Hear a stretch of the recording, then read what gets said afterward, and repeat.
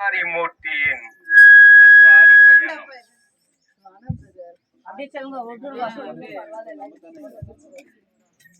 சப்தம் இல்லாமல், சலனம் இல்லாமல், யுத்தம் இல்லாமல், ஆர்ப்பாட்டம் இல்லாமல் சமூக மாற்றத்திற்காக இதோ ஒரு உன்னதர் மனிதரின் அமைதியான சிலுவை ஊர்வலம். செங்குருதியால் மனித குலத்தின் பாவங்களை கழுவ கயவர்கள் நடுவில் பழி சுமத்தப்பட்டு நிற்கும் மாசற்ற ஆட்டுக்குட்டியின் மௌன ஊர்வலம்.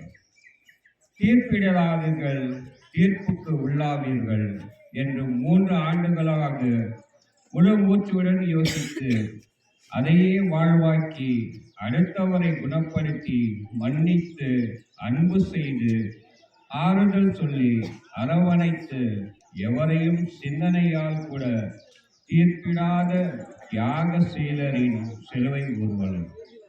அநீதிகள், அநியாயங்கள், அக்கிரமங்கள், அவலங்கள், சுயநலங்கள், சுரண்டல்கள், பதுக்கல்கள், வறுமைகள், அடிமைத்தனங்கள் இவற்றை தட்டி கேட்ட நீதிபதியின் சிலுவை ஊர்வலம். மரணம் நிச்சயம் என தெரிந்தும் துணிவோடு செல்லும் பணிவுமிக்கவரின் சிலுவை ஊர்வலம். துன்பங்களை கண்டு துவண்டு விழாது, கவலைகளை கண்டு கண்ணீர் வடிக்காத தைரியசாலியின் ஊர்வலம். புகழ் சேர்க்கும் ஊர்வலம் அன்று, புதிய பாதை சேர்க்கும் புரட்சிகரமான ஊர்வலம். இது ஆர்ப்பாட்ட ஊர்வலம் அன்று, உலக மக்களை பாவத்திலிருந்து மீட்பதற்காக ஊர்வலம்.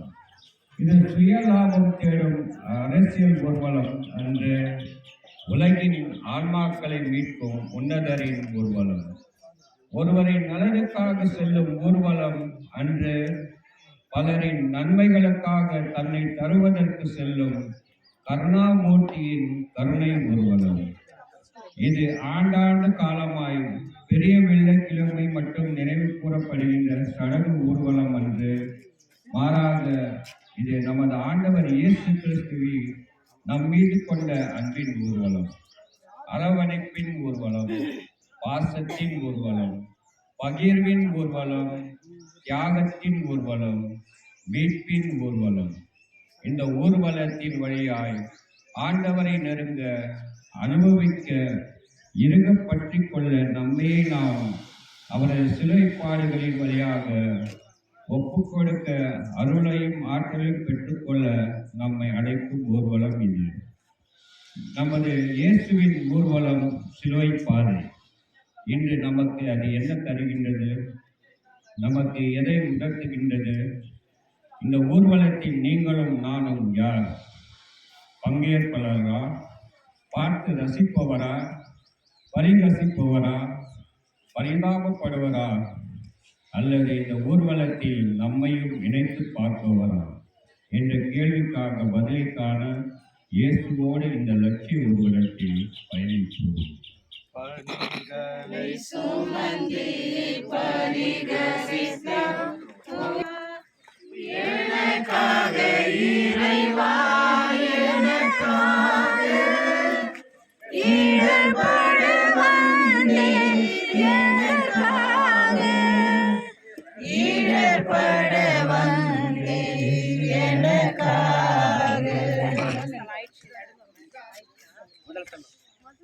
முதல் நிலை, இயேசு தீர்ப்பிடப்படுகின்றார்.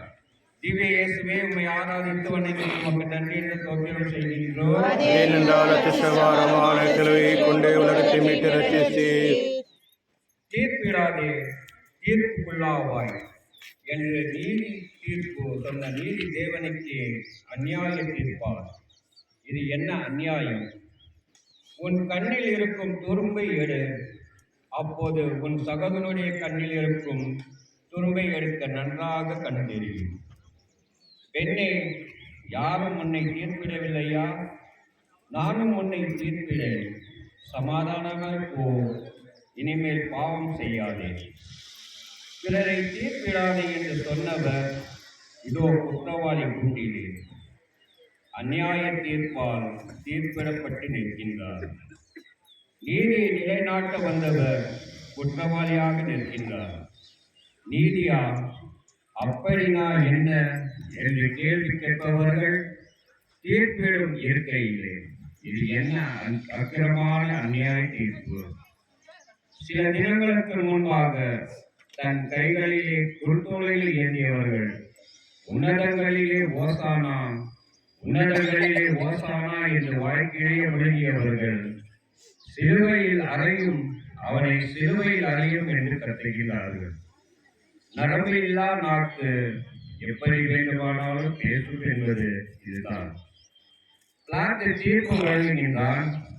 இங்கு யார் யாருக்கோ ஐயோ தீர்ப்பு வழங்குவது. இந்த உலகை படைத்த பரமனுக்கு படைத்தவருக்கே தீர்ப்பா? இதை எங்கே போய் சொல்வது? யாரிடம் போய் நீதி கேட்பது? மனசாட்சி குற்றம் என்று சொன்னாலும் மகுடம் பறிப்போய்விடுமே என்ற பதவி மோகத்தில் உண்மையை குறித்தோடி புதைக்கின்றான் அந்த கோழை பிளாத்து.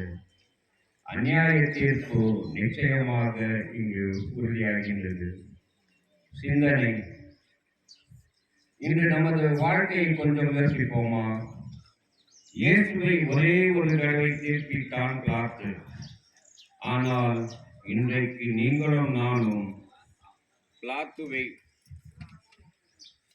விட கேவலமான அநியாய தீர்ப்புகளை தினம் தினம் வழங்கி கொண்டுதானே இருக்கின்றோம். உன்னை பற்றி எனக்கு தெரியாதா என்ன?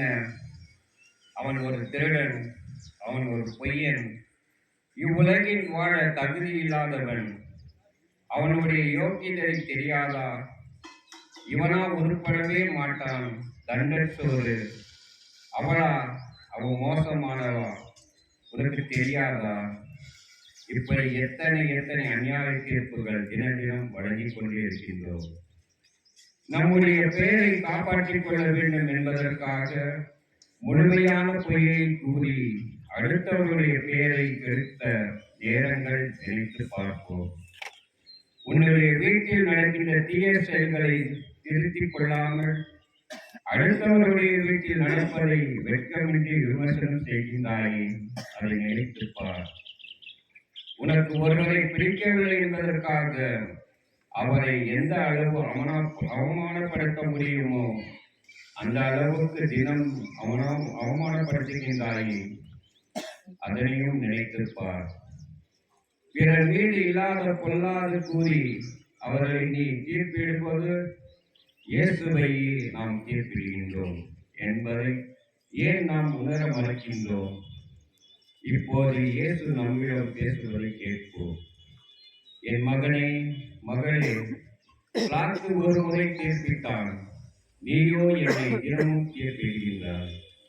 உன்னுடைய சகோதரனையும் அயலானையும் பகைவனையும் நீ தீர்ப்பிடும் போது நான் குற்றவாளி குடியில் இருக்கின்றேன்.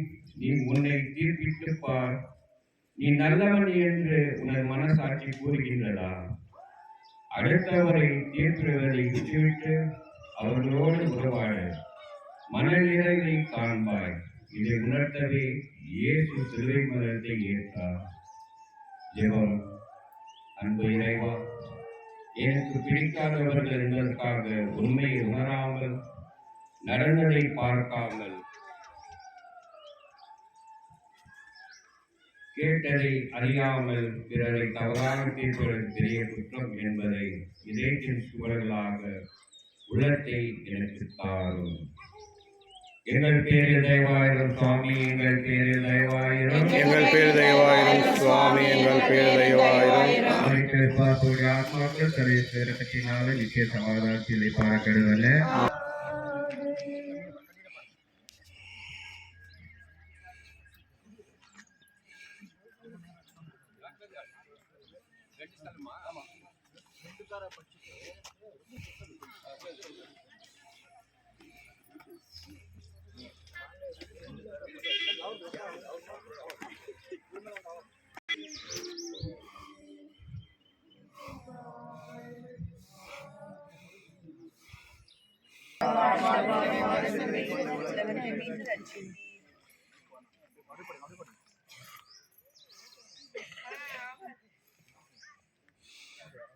ஆண்டவரே, மனுக்குலம் தன் பாவத்தை ஏற்றுக்கொள்ளாததால் அச்சுமை சிலுவின் சுமையாக மாறி உன் தோள் மீது சுமத்தப்படுகிறது.